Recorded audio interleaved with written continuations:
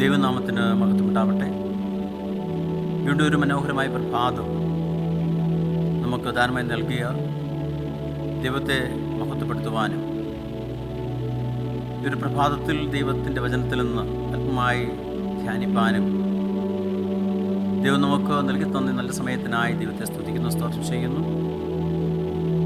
എല്ലാ പ്രിയ ദൈവമക്കളെയും ഈ പ്രഭാത ജാഗരണത്തിലേക്ക്, ഈ ചിന്തയിലേക്ക് ഞാൻ ദൈവസ്നേഹത്തിൽ സ്വാഗതം ചെയ്യുന്നു. നമുക്കിന്ന് ചിന്തിപ്പാനുള്ള ഭാഗം ഇവിടം കർമ്മരഹിതം എന്ന ചിന്തയോടുകൂടിയ ഒരു ഭാഗമാണ്. അതിനാസ്പദമായ വേദഭാഗം എടുത്തിരിക്കുന്നത് മത്തായിയുടെ സുവിശേഷം 5-ാം അധ്യായത്തിൻ്റെ 17-ാമത്തെ വാക്യമാണ്. ആ വാക്യം ഇങ്ങനെ വായിക്കുന്നു: ഞാൻ ന്യായപ്രമാണത്തെയോ പ്രവാചകന്മാരെയോ നീക്കേണ്ടതിന് വന്നു എന്ന് നിരൂപിക്കരുത്, നീക്കുവാനല്ല നിവർത്തിപ്പാനത്രേ വന്നത്. പ്രിയ ദൈവമക്കളെ, ഇത് കർത്താവ് യേശുക്രിസ്തു പറഞ്ഞ ഒരു വാക്യമാണ്, ഒരു കാര്യമാണ്. ആ വാക്യത്തിൽ തന്നെ എന്താണ് യേശു സംസാരിച്ചത് എന്ന് വളരെ വ്യക്തമാണ്. കാരണം കർത്താവ് യേശുക്രിസ്തു ഭൂമിയിലേക്ക് വന്നത് തിരുവചനത്തിൽ നൽകിയിട്ടുള്ള ഒരു കാര്യങ്ങൾക്കും മാറ്റം വരുത്തുവാനോ അത് ഇല്ലാതാക്കുവാനോ അതിനോട് കൂട്ടിച്ചേർക്കുവാനോ അല്ല. പൂർണ്ണമായിട്ടും തിരുവചനം എന്ത് പറയുന്നു അത് പൂർത്തീകരിപ്പാൻ അത്രേ യേശു ഭൂമിയിലേക്ക് വന്നത് എന്നാണ് നാം അതിൽ നിന്ന് മനസ്സിലാക്കുന്നത്. ഒരു മധ്യകാല യഹൂദ പണ്ഡിതനായ മോസസ് ബെൻ റമണൻ എന്ന് പറയുന്ന ഒരു വ്യക്തി നിർബന്ധമായും ഒരു വിശ്വാസി അനുസരിക്കേണ്ട ഏകദേശം 613 നിയമങ്ങൾ എബ്രായ ബൈബിൾ നദകം തരംതിരിച്ച് എഴുതി വയ്ക്കുകയുണ്ടായി. നമുക്കറിയാം, ഈ 613 കൽപ്പനകൾ പാലിക്കുക എന്നത് അത്ര എളുപ്പമുള്ള ഒരു കാര്യമല്ല. എന്നാൽ യേശു ഈ ഭൂമിയിലായിരുന്ന കാലത്ത് വിശുദ്ധ വേദപുസ്തകം നമ്മളോട് അനുശാസിക്കുന്ന എല്ലാ നിയമങ്ങളും എല്ലാ ഉപദേശങ്ങളും പാലിക്കുകയും അനുസരിക്കുകയും അതുകൊണ്ട് എന്താണ് അർത്ഥമാക്കുന്നത് അത് പൂർണ്ണമായിട്ടും നിറവേറ്റുകയും ചെയ്തു എന്ന് നാം മനസ്സിലാക്കുന്നു. ദൈവം തന്റെ ജനമായ ഇസ്രായേലിന് ദൈവത്തെ ആരാധിപ്പാനായിട്ട് യാഗങ്ങളും വഴിപാടുകളും നിയമിച്ചു കൊടുത്തിരുന്നു. മനുഷ്യൻ്റെ പാപത്തിനനുസരിച്ചുള്ള യാഗങ്ങൾ, വഴിപാടുകൾ അവർ ദൈവാലയത്തിൽ ദൈവത്തിൻ്റെ സന്നിധിയിൽ അർപ്പിക്കണമായിരുന്നു. സമാഗമന കൂടാരത്തിൽ അവർ അത് അർപ്പിക്കണമായിരുന്നു. അങ്ങനെ അവരുടെ പാപത്തിൽ നിന്ന് അവർക്ക് മോചനം ലഭിച്ചുകൊണ്ട് ദൈവസന്നിധിയിൽ കടന്നു വരുവാനും ദൈവത്തോട് പ്രാർത്ഥിപ്പാനുമുള്ള സമയം അവർക്ക് അനുവദിച്ചു കൊടുക്കുകയും അത് ചെയ്യുകയും ചെയ്തിരുന്നു. ആ ഒരു സമ്പ്രദായം നിലനിൽക്കുകയും എല്ലാ യഹൂദനും എല്ലാ ഇസ്രായേൽ ജനവും അത് പാലിക്കുകയും അനുസരിക്കുകയും ചെയ്യണം എന്നത് മോശ മുഖാന്തരം ദൈവം നൽകിയ നിയമവും ഉടമ്പടിയുമായിരുന്നു. എന്നാൽ നാം തിരുവചനത്തിൽ നിന്ന് മനസ്സിലാക്കുന്നത് കർത്താവായ യേശുക്രിസ്തുവിൻ്റെ ക്രൂശ് മരണത്തോടുകൂടി മോശ മുഖാന്തരം നൽകിയ മറ്റെല്ലാ ആചാരങ്ങളും യാഗങ്ങളും വഴിപാടുകളും അത് പൂർണ്ണമായും മാറ്റപ്പെട്ടു എന്നാണ്. ഇതിൻ്റെ വെളിച്ചത്തിൽ പല മനുഷ്യരും പല വ്യക്തികളും പഠിക്കുകയും മനസ്സിലാക്കുകയും ചെയ്യുന്നത് ദൈവം നൽകിയ കൽപ്പനകൾ മാറിപ്പോയി, കൽപ്പനകൾ അനുസരിക്കേണ്ട ആവശ്യമില്ല, ശബത് എന്നൊന്നില്ല, ഇതൊക്കെയും കർത്താവ് യേശുക്രിസ്തുവിൻ്റെ മരണത്താൽ നീങ്ങിപ്പോയി എന്ന് പഠിപ്പിക്കുന്ന, വിശ്വസിക്കുന്ന അനേക വ്യക്തികൾ നമ്മുടെ സമൂഹത്തിലുണ്ട്.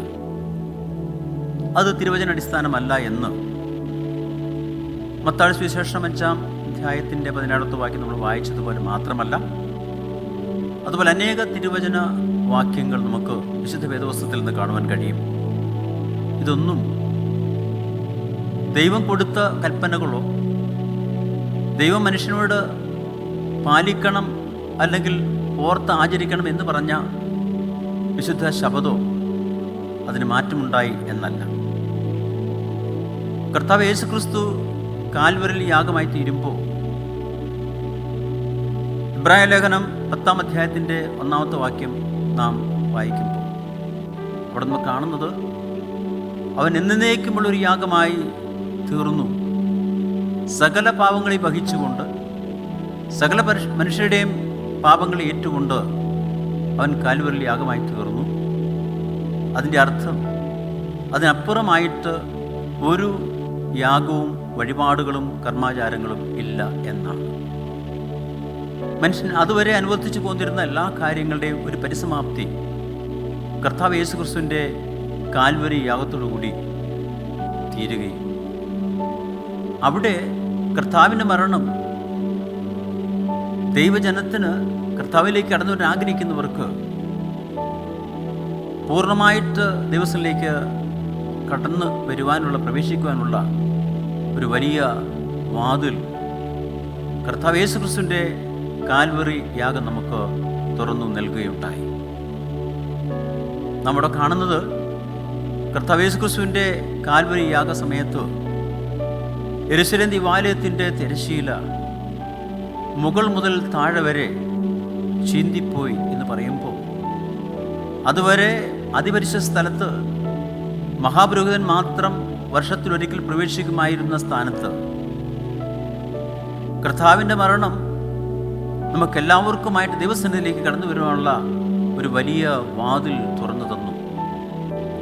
ദൈവത്തെങ്കിലേക്കും ദൈവ അനുഗ്രഹത്തിലേക്കും നമുക്ക് കടന്നു വരുവാൻ കർത്താവ് വഴിയൊരുക്കി വാതിൽ തുറന്നു. അതുകൊണ്ട് അതുവരെ അനുഷ്ഠിച്ചിരുന്ന വഴിപാടുകളും യാഗങ്ങളും കർമാചാരങ്ങളും ആവശ്യമില്ല. കർത്താവ് നമുക്കായി എന്നേക്കുമായ ഒരു യാഗമായി തീർന്നു. അതുകൊണ്ട് ധാർമ്മികമായിട്ടുള്ള നിയമങ്ങൾ അനുസരിക്കുവാൻ നമ്മൾ ബാധ്യസ്ഥരല്ല എന്നും ചിന്തിക്കുന്നത് ശരിയല്ല. കാരണം നാം ഈ സമൂഹത്തിൽ ജീവിക്കുമ്പോൾ ധാർമ്മികമായിട്ടുള്ള നിയമങ്ങൾക്ക്, മൂല്യങ്ങൾക്ക് വളരെ പ്രാധാന്യമുണ്ട്. മറ്റുള്ളവരെ കൊല ചെയ്യുവാനോ വഞ്ചിക്കുവാനോ കള്ളസാക്ഷ്യം പറയുവാനോ മോഹിക്കുവാനോ പിടിച്ചു പറിക്കുവാനോ അല്ല, അങ്ങനെയുള്ള ഒരു കാര്യങ്ങളും നമുക്ക് ചെയ്യുവാൻ സാധ്യമല്ലല്ലോ. അപ്പോൾ തീർച്ചയായും ധാർമ്മിക നിയമങ്ങൾ നാം അനുസരിക്കുന്നതോടൊപ്പം തന്നെ ദൈവം നമുക്ക് നൽകിയ, നമ്മളെ പ്രത്യേകമായിട്ട് ഓർമ്മപ്പെടുത്തിയ വിശുദ്ധ ശബദം ഉൾപ്പെടുന്നു. 10 കൽപ്പനയുടെ കേന്ദ്രമാണ്. അത് അനുസരിക്കുക എന്ന് പറയുന്നത് ദൈവിക നിയമങ്ങളെ അനുസരിക്കുകയും ദൈവത്തെ ബഹുമാനിക്കുകയും ചെയ്യുന്നത് ആണ്. അതുകൊണ്ട് പ്രിയ ദൈവജനമേ, നാം ദൈവ കൽപ്പനകളെ അനുസരിക്കുകയും ധാർമ്മിക നിയമങ്ങളെ മാനിക്കുകയും കർത്താവ് നമുക്ക് തുറന്ന ഒരു വലിയ അനുഗ്രഹത്തിൻ്റെ പാതയിലേക്ക് ദൈവത്തിലേക്ക് കടന്നു വരുവാനും നമുക്ക് ഓരോരുത്തർക്കും കഴിയുമെങ്കിൽ ദൈവത്തിൻ്റെ വചനത്താൽ നമുക്ക് നൽകിയിരിക്കുന്ന വാഗ്ദത്തങ്ങൾ, അനുഗ്രഹങ്ങൾ പ്രാപിപ്പാൻ നമുക്ക് ഓരോരുത്തർക്കും സാധിക്കും. അങ്ങനെ ദൈവത്താൽ അനുഗ്രഹിക്കപ്പെട്ട മക്കളായി നമുക്ക് ഈ ലോകത്ത് ജീവിക്കുവാൻ ദൈവം നമ്മളെ സഹായിക്കും. ആ ഒരു പദവിയിലേക്ക്, അനുഗ്രഹത്തിലേക്ക് കടന്നു വരുവാൻ വലിയവനായ ദൈവം നമ്മളെ ഓരോരുത്തരെയും സഹായിക്കട്ടെ എന്ന് ഞാൻ വളരെ ആത്മാർത്ഥമായിട്ട് പ്രാർത്ഥിക്കുന്നു. നമുക്ക് ഒരു നിമിഷം പ്രാർത്ഥിക്കാം. ഞങ്ങൾ സ്നേഹിക്കുന്ന ഞങ്ങളുടെ വാഴ്ത്തപ്പെട്ട കർത്താവേ, നല്ല ദൈവമേ, മനോഹരമായി പ്രഭാതത്തിനായി ഇവിടെ നിന്നെ സ്തുതിക്കുന്നു. ഓരോ പ്രഭാതങ്ങളും എൻ്റെ കർത്താവിന് വലിയ ദാനമാവുന്നു എന്ന് അടികൾ മനസ്സിലാക്കുന്നു. കർത്താവിൻ്റെ കൽപ്പനകൾ പ്രമാണിച്ചുകൊണ്ട് ധാർമ്മിക നിയമങ്ങളും മൂല്യങ്ങളും ഉയർത്തിപ്പിടിച്ചുകൊണ്ട് ദൈവത്തിൻ്റെ കുഞ്ഞുങ്ങളായി ഭൂമിയിൽ ജീവിപ്പാൻ അവിടുന്ന് അടികളെ ശക്തീകരിക്കുകയും ബലപ്പെടുത്തുകയും ചെയ്യണമേ. ഇത് ശ്രവിക്കുന്ന, കേൾക്കുന്ന എല്ലാ മക്കളെയും വ്യക്തികളായും ഭവനങ്ങളായും സമൂഹമായും കർത്താവ് അനുഗ്രഹിക്കണമേ. അവിടുത്തെ നന്മകളായി നിറയ്ക്കണമെന്ന് പ്രാർത്ഥിക്കുന്നു. മാനവത്വം അവിടുത്തെ എടുക്കണം. അടികൾക്ക് ജീവനെ തന്ന യേശുവിൻ്റെ നാമത്തിൽ ചോദിക്കുമ്പോൾ